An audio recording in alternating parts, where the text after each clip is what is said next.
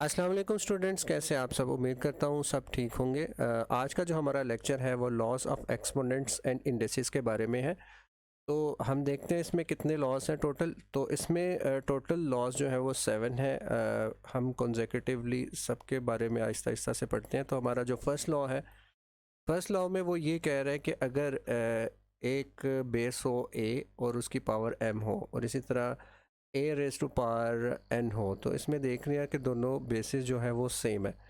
तो जब basis same होती हैं तो उसको वन टाइम लिखने के बाद जो ऊपर पावर्स होती हैं उसको प्लस कर दिया जाता है। तो इसको मज़ीद समझते हैं कि लेट्स सपोज हमारे पास बेस है 2, उसकी रेज टू पावर 3 है, और एक और बेस है 2, उसकी रेज टू पावर 4 है।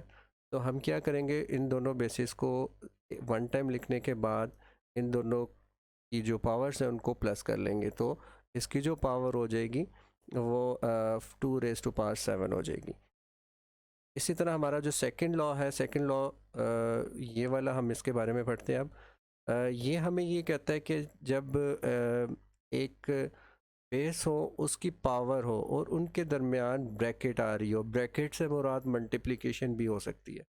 ठीक है, तो इस ब्रैकेट का मतलब मल्टीप्लाई ही है। तो एक और आगे से इसकी पावर है, तो हम क्या करेंगे, इनकी पावर्स को आपस में मल्टीप्लाई कर देंगे। Let's suppose 2 raise to power 3 है, और इनके ऊपर जो अगेन एक और पावर है 2।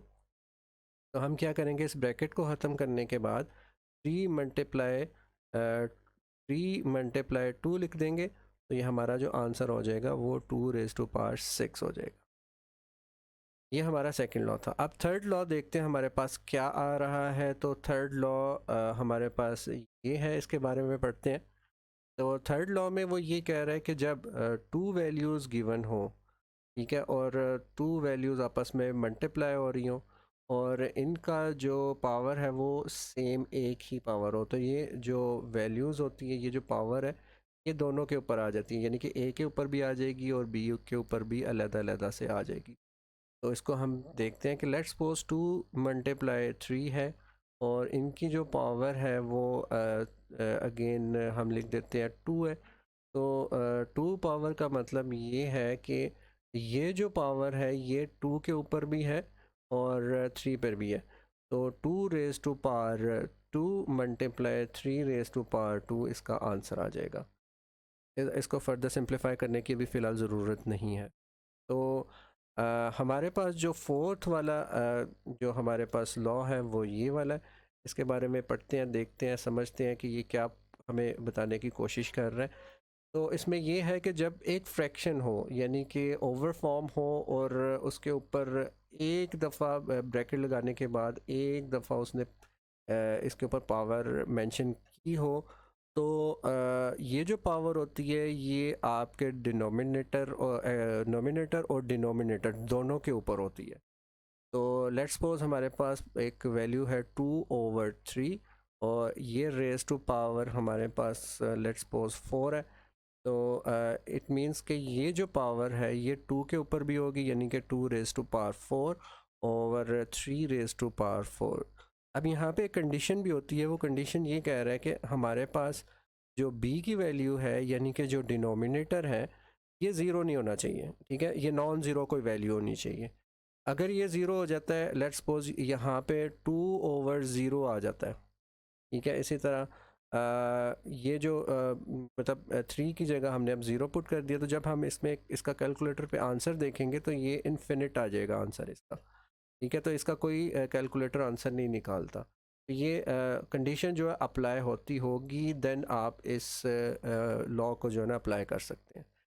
ओके जी, हमारा जो नेक्स्ट लॉ है वो है फिफ्थ लॉ, जो कि वो ये है। तो इसके बारे में पढ़ते हैं कि ये हमें क्या कह रहा है और समझते हैं।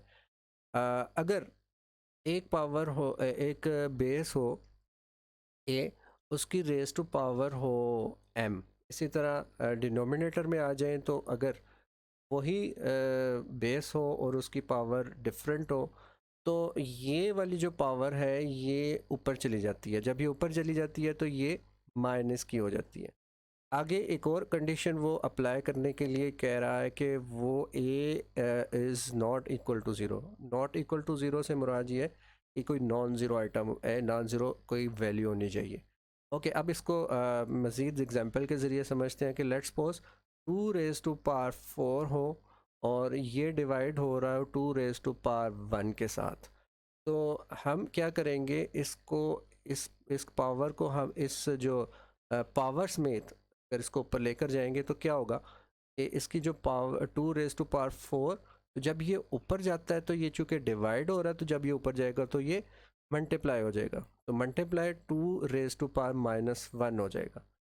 अब क्योंकि ये बेसिस सेम है, अकॉर्डिंग टू फर्स्ट लॉ हम बेसिस सेम है, तो आपस में इसको एक दफ़ा लिखने के बाद इसकी जो पावर्स हैं उसको प्लस या माइनस कर सकते हैं, तो जो इसका आंसर आ जाएगा 2 रेज़ टू पावर 3 हो जाएगा। ओके जी, आगे जो नेक्स्ट हमारा लॉ है वो है ये वाला। इसको समझते हैं, पढ़ते हैं, देखते हैं ऐसा कि हमें ये क्या बता रहा है। तो इसमें ये है कि अगर कोई भी बेस हो और उसकी पावर ज़ीरो हो, ठीक है, अगर कोई भी बेस हो उसकी पावर ज़ीरो हो तो वो हमारा 1 के इक्वल होता है। तो ये लॉ इस तरह से है कि लेट्स सपोज एक वैल्यू है, लेट्स सपोज ये हम कोई वैल्यू लिख रहे हैं, मैंने काफ़ी सारे ज़ीरोज़ लगा दिए, मैं इसको काउंट नहीं कर रहा। एनी हाउ अगर इनकी पावर जो है वो ज़ीरो हो जाती है, ये कितनी बड़ी वैल्यू हो, इसकी पावर अगर ज़ीरो हो जाए तो इसकी पावर ज़ीरो होने के बाद जो इसका आंसर होगा वो 1 होगा, ठीक है। यानी कि इससे कहने से मेरे कहने से मुराद ये है कि अगर कोई भी बेस हो उसकी पावर अगर लेट्स सपोज अगर x भी आ जाता है तो x की पावर 0 आ जाती है, तो ये भी 1 के इक्वल होगा, ठीक है। तो ये मतलब दुनिया की जो सी भी पावर बेस आ जाए उसकी पावर 0 हो तो उसका आंसर 1 हो जाता है। अगर जो a जो है इसकी कंडीशन ये भी वही है कि अगर a जो है यानी कि जो बेस जो है वो एक नॉन ज़ीरो वैल्यू होनी चाहिए, ठीक है, ज़ीरो के अलावा, ठीक है, ज़ीरो नहीं होना चाहिए। ओके जी, आगे नेक्स्ट जो हमारा जो लास्ट जो लॉ है वो ये वाला है। इसके बारे में पढ़ते हैं, समझते हैं, जानते हैं कि क्या पूछ रहा है वो। तो हमारा जो ये लॉ है इसमें वो ये कह रहा है कि अगर एक वैल्यू हो उसकी पावर जो है वो माइनस में हो तो हम उसको पॉजिटिव बना सकते हैं।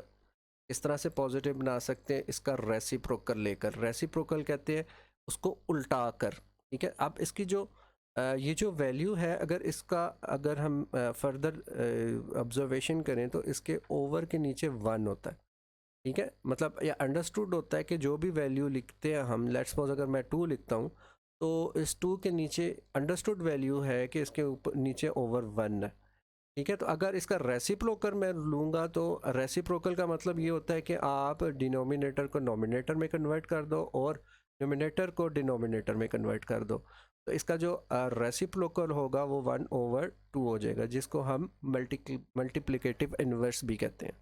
ओके जी, अब इसका अगर हम मल्टीप्लिकेटिव इन्वर्स या रेसिप्रोकल लेते हैं तो ये अगर नेगेटिव पावर है तो उसको जब नीचे लेकर आएंगे तो ये पॉजिटिव पावर में कन्वर्ट हो जाएगा। तो इसी तरह अब अगर हम ये वैल्यू है, लेट्स सपोज हम ये वैल्यू लेते हैं 2 रेज़ टू पावर -3, तो वो इक्वल टू हो जाएगा 1/2 रेज़ टू पावर 3 के जब हम इसका रेसिप्रोकल लेंगे, यानी कि ऊपर वाली अमाउंट को जब हम नीचे लेकर जाते हैं तो इसका जो है ये पावर जो है ये प्लस की जगह माइनस में हो जाती है। आगे से कंडीशन अगेन वही आ रही है कि ए जो है ए यानी कि जो बेसिस है ये नॉन ज़ीरो होनी चाहिए, अगर ज़ीरो होगी तो फिर ये वाला लॉ अप्लाई नहीं होगा। होप स्टूडेंट आपको आज के जो लेक्चर है उसमें मौजूद लॉज की समझ आ गई होगी। आप सबको एक गुजारिश करनी थी वो ये कि मेरा चैनल ज़रूर सब्सक्राइब कीजिएगा अगर आपको समझ आ गई। अब तक के लिए इतना ही, अल्लाह हाफिज़।